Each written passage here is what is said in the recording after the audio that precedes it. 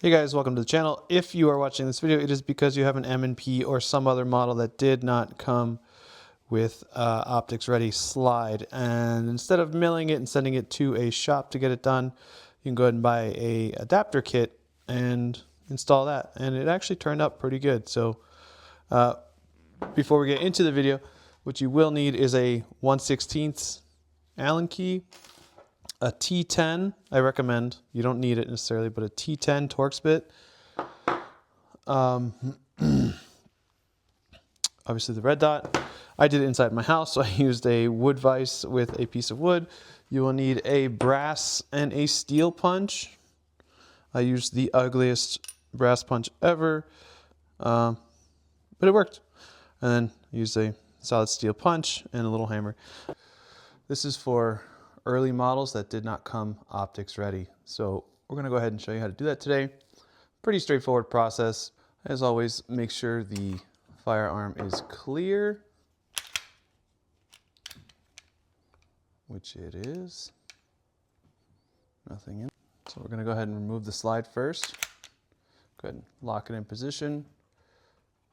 Flip this tab, release it, trigger pull. Nice and easy. So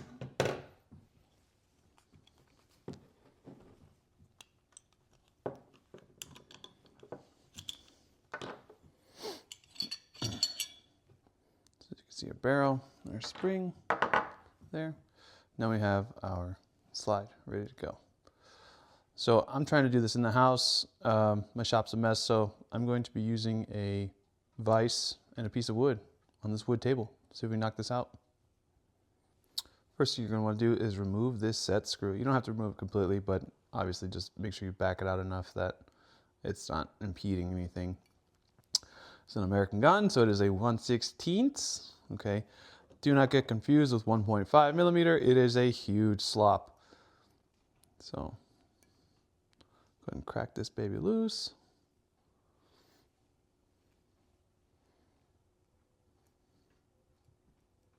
Trying to do this through the phone. This is weird. Okay. So this should definitely be enough.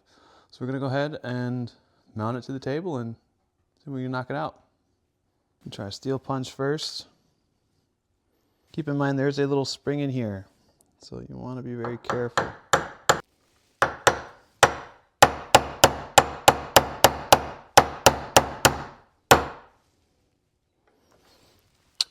And you can just be careful mindset of keeping this low so it's pressed against this, or just, you know, a little piece of tape you can put in there, but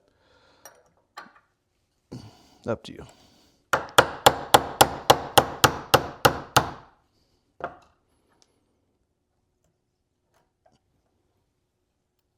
Sorry, my thumb's annoying.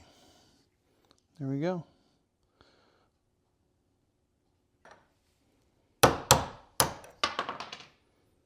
Adapter plate and green dot off of freedomgorilla.com. I like websites that make it easy. They had both things on the same site without too much dicking around, and so I went ahead and got what they had. So the brand that is compatible with the Smith & Wesson was the Outer Impact, so there was no other brand to pick from, so whichever. There's a couple other companies that do this, so, you know, have fun, shop around. Shopping's always a good time when it comes to gun parts, obviously. So on their website, they show a map or a legend of what pins you'll be using for which gun and which site. So I'll go ahead and add that to the link in the video, or you can just go on their website. So opening up the package here, you can see there's 3 different sets of screws. The dovetail insert that the plate will mount to, and then we just simply bolt our green dot on there. So let's go ahead and get started. So we're going to go ahead and flip this around in a second. I just kind of wanted to go over this. Essentially, it comes with, in the dovetail bag, comes your dovetail insert, and then it comes with mounting screws and alignment pins. Okay, do not drop. These are very small and critical to installation. So your alignment pins will go here. Oh, sorry. Alignment pins will go here for this model anyway. And then obviously you'll mount to there. So like I said, either Outer Impact or Freedom Gorilla have the legend, so you know where and how to mount. So since it came out right to left, I'm going to go ahead and mount it left to right. So this, get a little squeezer.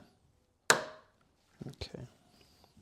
I'm going to mount it with the pins furthest to the rear. And once you have this in your hand, if you were wondering, I just mentioned I'm going to mount it to the rear. If you were wondering if you should mount it the other way, you can see that there's a cutout there. So it really, I mean, it's just kind of common sense. It doesn't really look like it sits like that.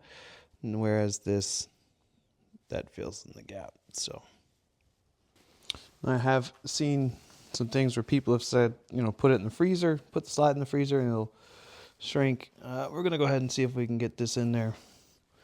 Probably couldn't have picked an uglier punch, but let's see what will happen.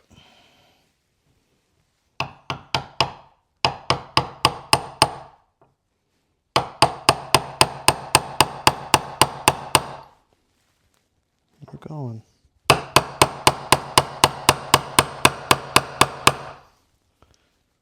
Don't forget your pin. Okay.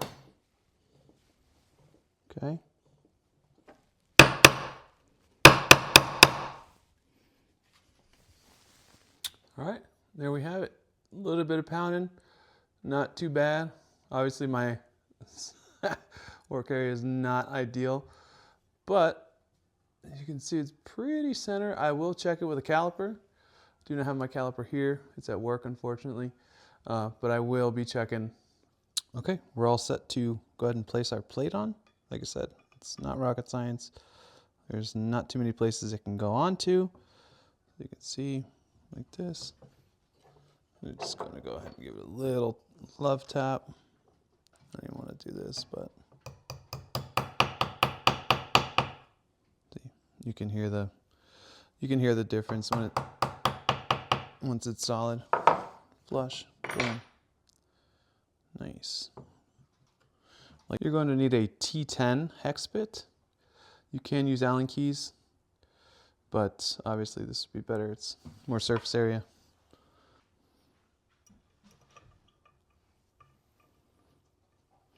And for mounting the dovetail plate, it's the tiny ones, the tiny screws.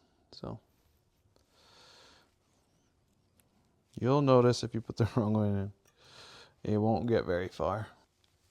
Tighten these down. Nice and snug.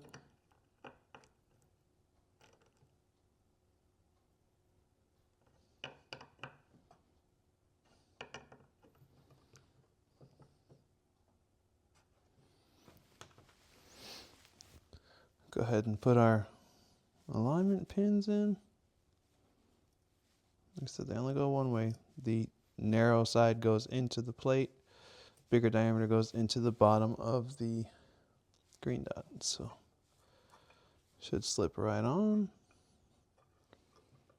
Should probably just close my eyes. There we go.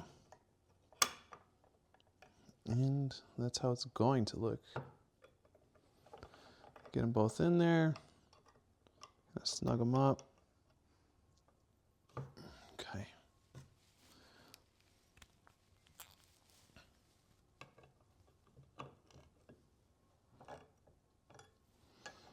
I'm just going to go back and forth like 2 or 3 times.